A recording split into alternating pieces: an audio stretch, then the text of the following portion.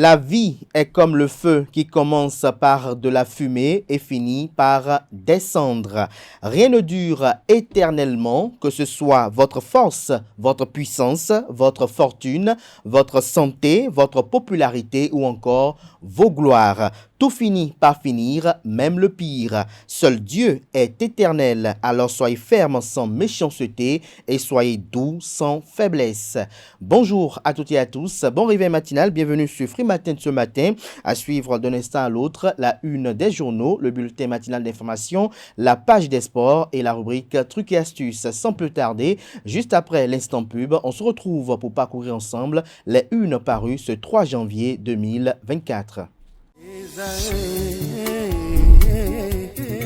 L'École supérieure d'administration, d'économie, de journalisme et des métiers de l'audiovisuel ESAE offre de nouveaux challenges pour l'année universitaire 2023-2024. Étudiantes et étudiants, parents d'élèves nouveaux bacheliers, ESAE, c'est la garantie d'une formation de qualité à des conditions très avantageuses. À Gbedjromede, à Papa, à Boumekalavi et Parakou, inscrivez-vous en administration générale, administration du travail et de la sécurité sociale, trésor et finances publiques, impôts, diplomatie et relations internationales, journalisme et métiers de l'audiovisuel, gestion des marchés publics, planification et développement local, sciences économiques, sciences juridiques et toutes les filières des sciences de gestion. ESAE vous offre des bourses, demi-bourses et de réductions pour les premières inscriptions dans toutes ces filières. Waouh! En licence 1, 2 et 3 et en master, bénéficiez jusqu'à 50% de réduction sur tous nos sites. N'est-ce pas génial? Infoline. ESAE Gbedjromede, 3e rue à droite en quittant le carrefour Le Jador pour la BIBE Jéricho ou au plus 229 90 93 65 21 98 98 14 00 à Kpakpa au plus 229 52 88 33 33 à Boumekalavi au plus 229 52 88 44 44 Parakou au plus 229 52 46 12 12.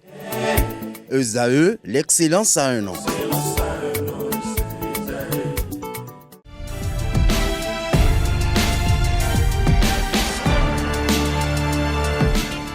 Bonjour à nouveau, chers amis internautes. Le quotidien Maison, le quotidien béninois d'information générale et d'analyse, l'informateur s'intéresse ce matin à l'actualité politique nationale en ce début d'année 2024. Le Canard titre à ce fait en manchette. Politique nationale, troisième mandat, vrai ou faux débat, s'exclame le titre. Le Canard illustre son titre avec les photos de l'ancien président Thomas Boniaï et celle de l'actuel président de la République, Patrice Athanase Guillaume Talon. Le journal nous fait observer que l'année 2024 a démarré tout avec comme sujet politique phare la question d'un troisième mandat qui devrait passer par une révision de la Constitution. Si c'est l'ancien président de la République, Thomas Boniaï, qui a voulu attirer sur lui les projecteurs ce 1er janvier en abordant la question dans une posture de défi, il faut tout de même reconnaître que le débat s'est intensifié en décembre dernier avec certaines rencontres, notamment celle des présidents des institutions de la République. Pourtant, le chef de l'État, le président Patrice Talon, a insisté sur son départ en 2026 lors de sa dernière sortie médiatique. Retrouvez l'article analytique du journal à la page 3 de sa livraison de ce matin. Déjeuner d'échange et de vérité avec les secrétaires exécutifs de la 16e circonscription électorale, Émile Rondeladji, pour la cohésion et l'unité au sein du parti politique Bloc républicain. Toujours à la une de l'informateur de ce 3 janvier 2024, en pleine célébration du Nouvel An, plusieurs arnaqueurs appréhendés. Des détails sur cette opération de l'Office central de répression de la cybercriminalité OCRC dans les colonnes de la page du matin du journal qui nous apprend à travers sa une de ce jour qu'il y a effervescence culturelle à la veille du festival Vodun Days. Agbadia authentique de Oumako se tient du 5 au 7 janvier 2024. À l'oreille droite, le titre Journal École, Gruge à la pompe, encore 3 stations d'essence fermées. Une invite ainsi à lire dans les colonnes de la page du matin du journal les quelques lignes réservées aux productions journalistiques des étudiants en formation sur les différents campus de l'ESAE, l'école supérieure d'administration, d'économie, de journalisme et des métiers de l'audiovisuel qui a ses campus dans les villes de Cotonou, d'Abomey-Calavi et de Parakou. Le quotidien de service public ce matin en manchette, Denis Assongba, à propos de la dynamique autour du patrimoine culturel, les Vodun Days, une grande source d'opportunités opportunité pour le Bénin, retient le journal. Acteur culturel béninois résidant aux États-Unis, Denis Assongba a saisi l'occasion du discours du chef de l'État sur l'état de la nation pour relever les grandes perspectives annoncées par ce dernier et saluer les réformes liées au secteur culturel ainsi que l'initiative des Vodun Days. Retrouvez d'amples informations et de détails à la page 2 de la livraison de ce matin du quotidien de service public, bien évidemment. Débat sur le mariage homosexuel. L'Église catholique du Bénin réaffirme les principes immuables du mariage. Des détails sur leur sortie médiatique aux pages 3, 5 et 7. Progrès réalisés sous le régime de la rupture. D'anciens députés de la mouvance éclairent l'opinion. Le point de leur sortie médiatique à retrouver en page 4. Le matinal ce matin manchette. Église catholique du Bénin. Pas de bénédiction aux couples homosexuels. La conférence épiscopale du Bénin, CEB, n'est pas restée insensible à la publication le 18 décembre 2023 par le diacaster pour la doctrine de la foi d'une déclaration sur la signification pastorale des bénédictions, ouvrant la porte aux bénédictions aux couples de personnes homosexuelles ou aux couples de divorcés remariés. Un texte controversé qui sème un trouble immense dans l'Église. Retrouvez la déclaration rendue publique par la conférence épiscopale à la page 11 de la parution du matin du journal. Toujours à la une de le matinal de ce matin, CAN masculine de handball. Le Nigeria sollicite l'expertise du coach Aimé Sebior du 17 au 27 janvier 2024. Les formations masculines de handball qualifiées pour la phase finale. Retrouvez la suite de l'article du journal dans les colonnes de sa parution, précisément en page 8. Plusieurs mois après le décès de Bruno Fanyigbe, Diakotomé attend toujours son maire, nous fait observer le matinal. Matin libre ce matin en manchette, loi fondamentale du Bénin. Pourquoi une révision de la Constitution à 2 ans de la fin, s'interroge le Canard en illustrant son titre avec la photo du président de la République, Patrice Talon. À la une toujours de Matin libre de ce matin, presse en danger, 45 journalistes tués en 2023, 779 en prison. Retrouvez des détails sur les 10 statistiques à la page 9 de la parution du matin du Canard. C'est l'hôpital qui se moque de la charité. Le député Midofi prend la défense de Yahi et de Djelontin. Des détails à la page 2 de la livraison du jour. Le potentiel révision de la Constitution et présidentielle de 2026, Patrice Talon, Boniaï, un classico électrique s'annonce pour 2024. 2 hommes de pouvoir pour des jeux et des enjeux qui mobilisent la vie de tout un peuple. L'un a été poussé à la touche depuis 2016, mais a su user de stratagèmes politiques pour se replacer au centre du débat politique. L'autre a encore, et ce jusqu'en 2026, les points de pouvoir en main. À eux deux, ils focalisent l'attention des médias par les choix de gouvernance. Retrouvez l'analyse que fait le journal de la guéguerre entre Patrice Talon et Boniaï à la page 3 de sa livraison du jour. On peut lire également à la une de Le Potentiel de ce matin, pratiques sexuelles contre nature en Afrique. Le clergé catholique s'oppose à l'homosexualité au Bénin. L'homosexualité est contraire au dessein de Dieu et représente un acte désordonné et intrinsèquement mauvais. Les évêques béninois rappellent que l'Église n'autorise pas le mariage entre 2 personnes de même sexe. Les homosexuels appelés à la conversion. Des détails sur la sortie médiatique en résumé à la page 2. Non conforme au contrôle de météorologie, 3 stations d'essence mises sous scellé à Cotonou, nous apprend le titre à la une de Le Potentiel. Info Matin à sa une ce matin, fête de fin d'année mes-ventes. Plusieurs jouets restés sur les étalages. Abomey Calavi, Zhongsheng et Sotek Groupe Sarl sèment la joie dans les cœurs. Des détails sur l'action caritative et sociale menée dans les colonnes de la parution du matin du Canard. Le pays émergent, loi d'amnistie en faveur de Ricky Amadougou, de Joël Frédéric Aïvoire et compagnie. Le député d'Akwessossou tacle l'ancien président de la République Thomas Boniaï et son parti politique Les Démocrates.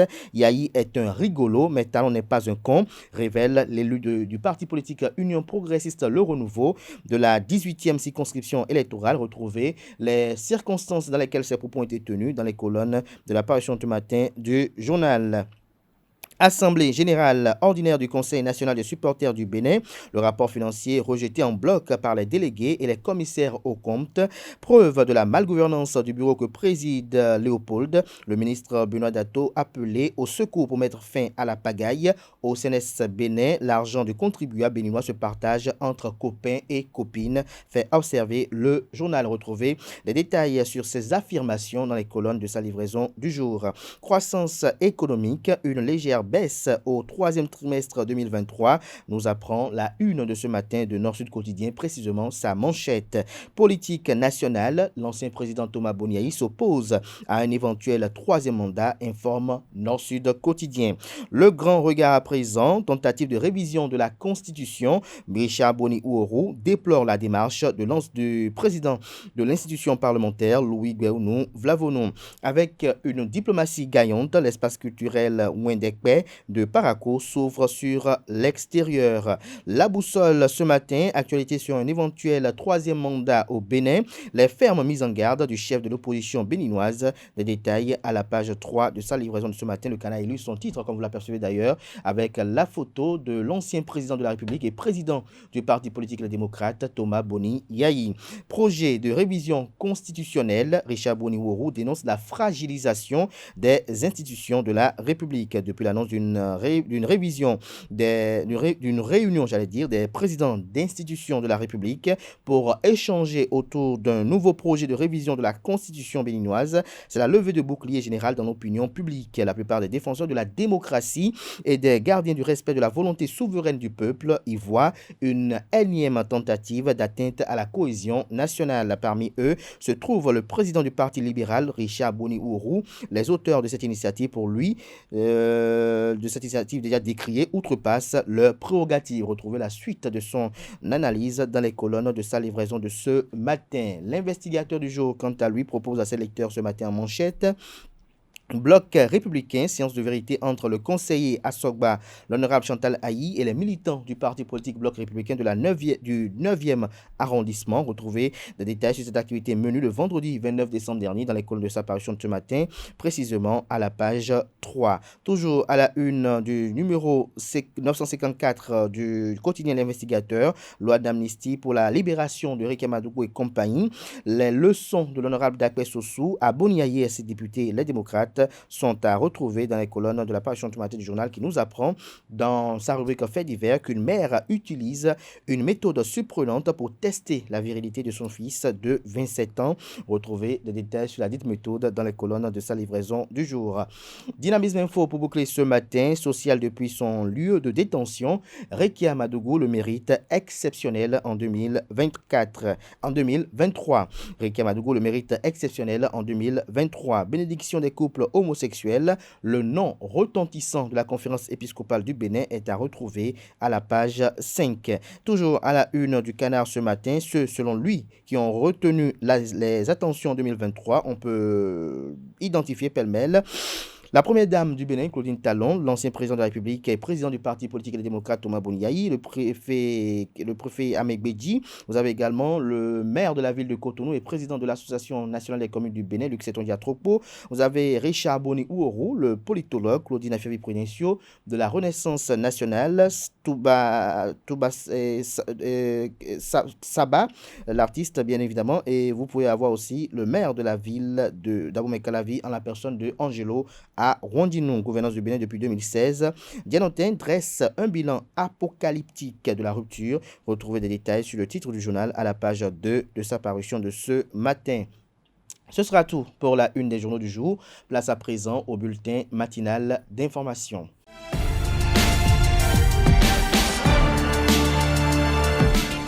Bonjour amis internautes, bienvenue dans le bulletin matinal d'information. Le maire de la ville de Cotonou, Luc Setondia Tropo, a présenté ses vœux de nouvel an à la population de la capitale économique. À travers un message publié sur la page Facebook de la municipalité, l'édile a formulé des vœux de succès, de prospérité et d'accomplissement pour tous les habitants. Il a particulièrement mis l'accent sur les projets de développement prévus en 2024 et d'autres initiatives visant à améliorer la vie des populations. La 6e édition du festival au village des fêtes a connu son épilogue le lundi 1er janvier 2024 au parc Africa Langue de Fifadi, une fin en apothéose avec l'artiste Johnny Sourou. Le reportage avec Anaël Do.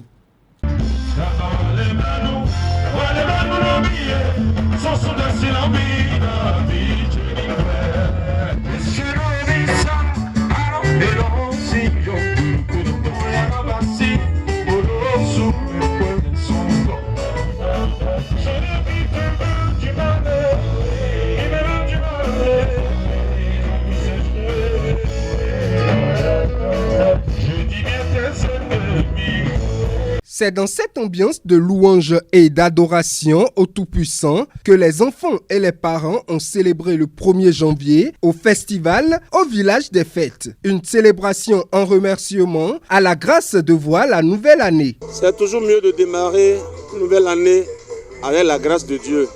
C'est toujours de mettre Dieu en première position. C'est pour cela que quand j'ai reçu l'invitation, je n'ai pas hésité d'être là, de partager la louange, l'adoration, la gloire de Dieu avec les enfants. Moi, je suis d'accord avec cela parce que ça c'est en train de démarrer un peu dans mon pays. Sinon, comparativement aux autres pays dans la sous-région, il y a des pays qui sont en avant sur nous. Mais j'ai compris maintenant que c'est en train de démarrer.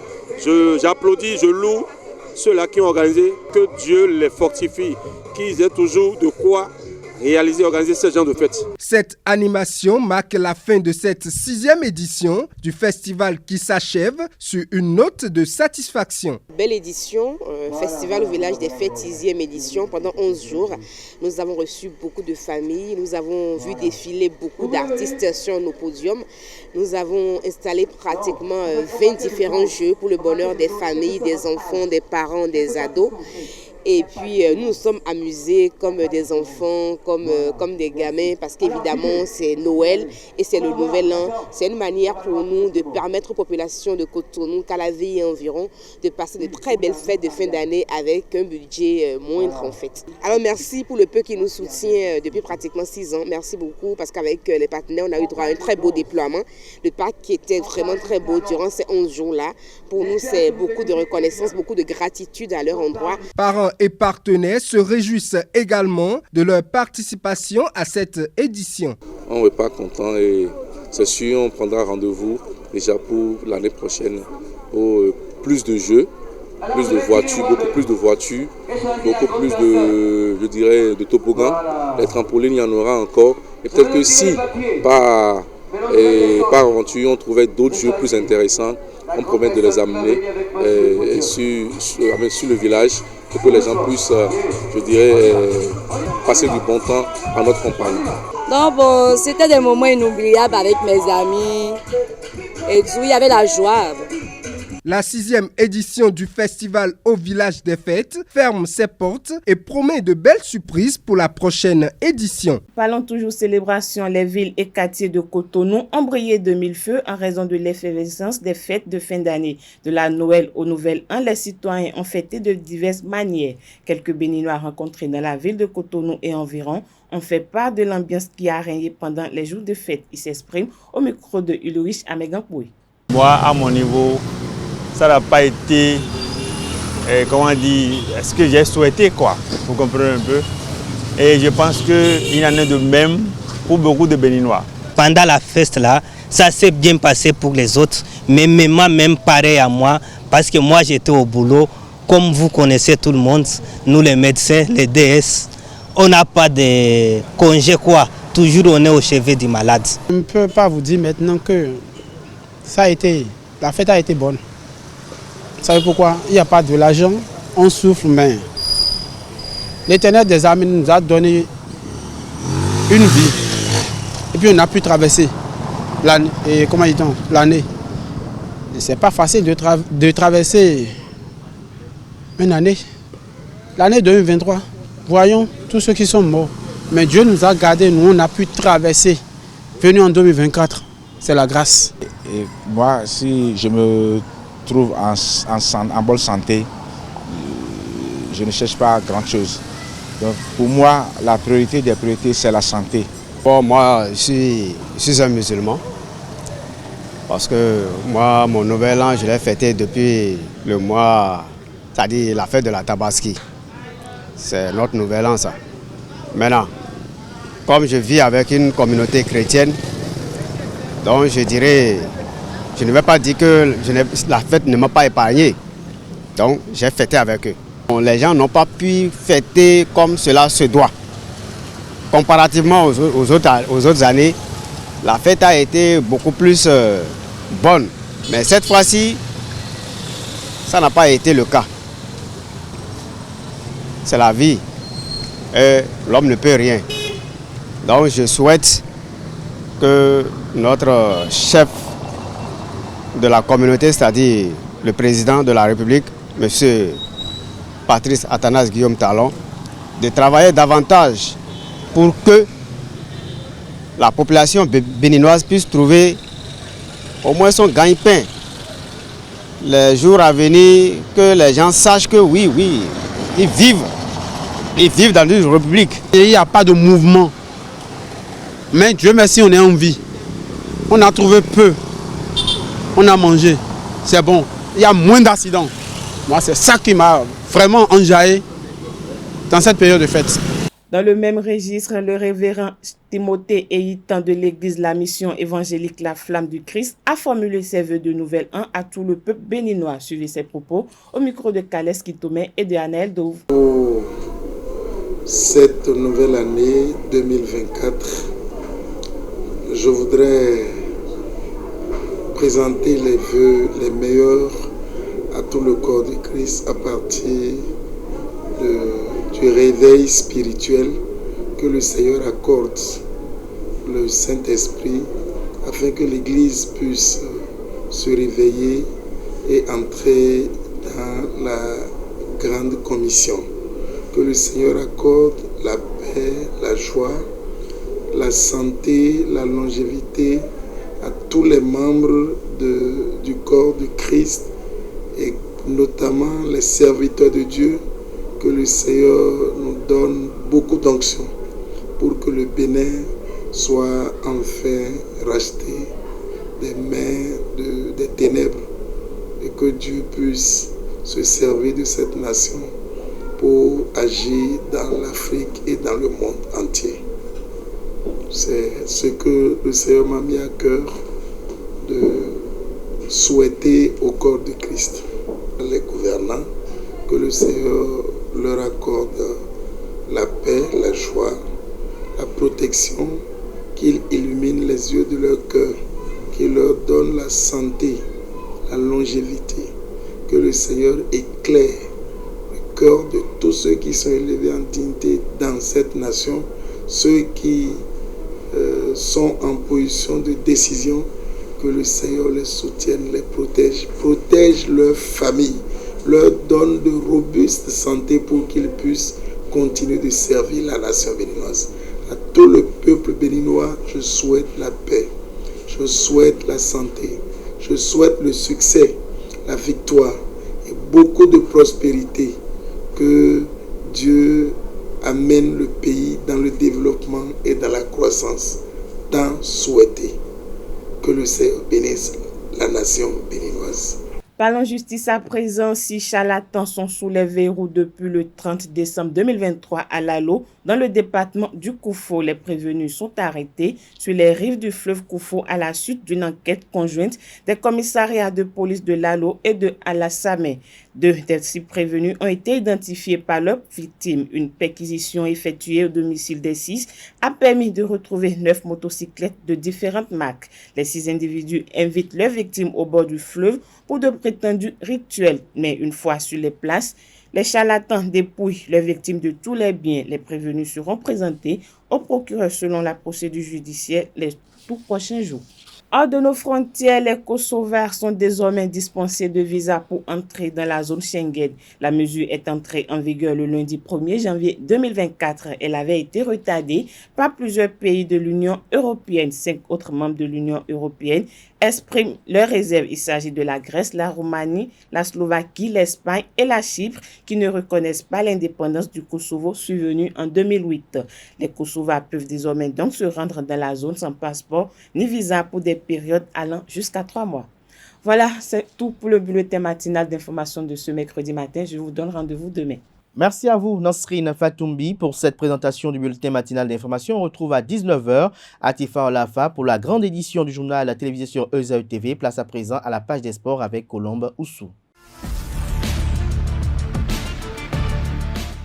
Bonjour à tous, un réel plaisir de vous revoir en ce premier mercredi de l'an 2024 pour vous informer sur l'actualité sportive. On démarre par le handball. L'expertise béninoise est sollicitée par le Nigeria dans le cadre de la Coupe d'Afrique des Nations de handball qui se joue en Égypte en janvier 2024. La Fédération nigériane de handball souhaite avoir dans ses rangs l'expert béninois Aimé Sébior dans sa demande adressée à la Fédération béninoise de handball présidée par Sidikou Karimou. Elle mentionne clairement qu'elle considère qu'il est hautement impératif d'inviter Aimé Sébior à faire partie de l'équipe technique en tant qu'entraîneur. Ceci sur la base de sa compétence et de sa richesse en termes d'expérience qui peuvent contribuer à aider l'équipe du Nigeria à monter sur le podium, a-t-elle justifié. Football à présent, contrairement à la Coupe d'Afrique des Nations 2022 où chaque lion de la Teranga avait perçu 4 millions de francs CFA. La prime de participation a été doublée et les 27 ambassadeurs du Sénégal toucheront chacun 8 millions de francs CFA, soit un total de 216 millions de francs CFA. Pour mieux mettre à l'aise les footballeurs, l'État du Sénégal a décidé d'allouer une chambre à chaque joueur, contrairement à 2022 où il y avait 2 joueurs par chambre. Les 60 membres de la délégation prévue vont s'envoler pour Yamoussoukro le 9 janvier, soit juste après le match contre le Nigeria qui est prévu le 8 janvier au stade de Diamniadio à 18h. En stage de préparation depuis dimanche dernier, les éperviers du Togo s'entraînent à affronter l'équipe des Fennecs de l'Algérie dirigée par Jamel Belmadi. Il s'agit d'un match amical prévu pour le 5 janvier prochain à 20h au stade de Kégué. Elle va servir de test aux Algériens qui sont dans la capitale togolaise dans le cadre de leur stage de préparation en vue de la Coupe d'Afrique des Nations CAN Côte d'Ivoire 2023. Quelques jours plus tard, ceux-ci se frotteront à leur homologue du Burundi le 9 janvier. Après quoi, ils vont s'envoler pour Bouaké le 10 janvier pour la Coupe d'Afrique des Nations prévue en Côte d'Ivoire du 13 janvier au 11 février 2024. On parle de Mercato à présent. Jodel Dossou va quitter Sochaux. Il y a un an, l'international béninois quittait Clermont et la Ligue 1 pour se relancer en deuxième division à Sochaux. L'aventure a bien commencé pour Jodel Dossou avant de virer totalement au cauchemar avec à la clé une relégation administrative en troisième division. 67 petites minutes et seulement 2 apparitions en national. Jodel Dossou n'est pas dans les plans d'Oswald Toncho ni de Sochaux. Cette saison, le club qui vit des situations financières compliquées voudrait se débarrasser de quelques joueurs dont le Béninois qui jouait d'un des meilleurs salaires de l'effectif de Sochaux. Son départ durant le mercato hivernal est plus que probable. Pendant ce temps, Pape Matar Sarr va continuer son parcours à Tottenham. Il a été officiellement prolongé jusqu'en 2030 ce mardi. Joueur de Tottenham depuis juin 2022, le milieu de terrain sénégalais a connu des débuts timides, mais cette saison, le joueur de 21 ans étale toutes ses qualités. Il est devenu un titulaire indiscutable depuis l'arrivée de l'entraîneur Ange cette saison. Il a disputé 19 rencontres pour 2 buts et 2 passes décisives. Récemment blessé, le natif de Tiaroye va devoir tenir sa place avec le Sénégal pour la CAN 2023. Pape Sissoko s'est engagé avec le stade de Reims. La signature du contrat a eu lieu ce mardi 2 janvier. Le jeune attaquant malien sera lié au club jusqu'en 2018 et va intégrer dans un premier temps le groupe Pro 2. Âgé de 18 ans, le désormais joueur de l'Afrique Foot Elite évoluera désormais hors du continent africain. Le stade de Reims qualifie Pape Sissoko d'attaquant complet doté d'un sens de but et d'une coordination technique impressionnante à Reims. Le jeune joueur va retrouver des anciens pensionnaires de l'Afrique Foot Elite tels qu'Amadou Kone, Yaya Fofana ou encore Abdoulaye Gori. Il faut souligner que Sissoko a également évolué avec les sélections nationales de catégorie d'âge au Mali. C'est tout pour la page des sports de ce matin. Merci et à très bientôt. Merci à vous pour cette présentation de l'actualité sportive. Chers amis internautes, à présent, on installe Atifa Olafa pour la rubrique Trucs et astuces.